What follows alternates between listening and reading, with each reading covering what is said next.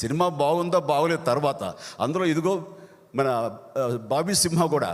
బాబీ సింహను చూసి నేను ఏదో తమిళ్ కుర్రవాడు అనుకున్నాను తప్ప, వచ్చిన తర్వాత పక్కా తెలుగు కుర్రవాడు. ఆ తర్వాత తెలిసింది, ఓహో ఇది కూడా మన బ్యాచ్ అనమాట అని. అట్లాగా వీళ్ళందరూ ఎంత ఎగ్జైటివ్గా మాట్లాడుతుంటారు. రైట్ ఫ్రమ్ సెక్రటరీస్ దగ్గర నుంచి, హై ప్రొఫైల్ ఆఫీసర్స్ దగ్గర నుంచి, మీ మాట ఈ నేటి డైరెక్టర్స్ నుంచి వీళ్ళందరూ మాట్లాడుతున్నారు. ఇది ఇంకా తర్వాత వినపడిన పదం కదా, వినపడినటువంటి ఎక్స్ప్రెషన్ కదా అనిపిస్తుంటుంది నాకు. నిజంగానే ఓ రకంగా అన్ఫార్చునేట్ అనిపిస్తుంది. ఆ ఎగ్జైట్మెంట్ తిరిగి రాదు. బట్ ఈ రోజున ఈ 200 రోజులు వాల్ పోస్టర్ చూస్తుంటే నాకు అవన్నీ పునరావృతం అవుతున్నాయి, అవన్నీ మనసులో మెదులుతున్నాయి.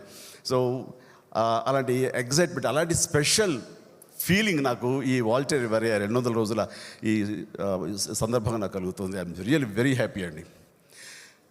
ఇక సినిమా గురించి, బాబీ గురించి, ఇవన్నీ గురించి ఎన్నోసార్లు మనం మాట్లాడుకుంటూ ఉన్నాము. అలాగే నా తమ్ముడు, నా సోదరుడు, అత్యంత ఆప్తుడు, అండ్ స్ట్రైట్ ఫార్వర్డ్నెస్. ఎక్కడ సరే స్ట్రైట్ గీత గీరంటే ఆ గీత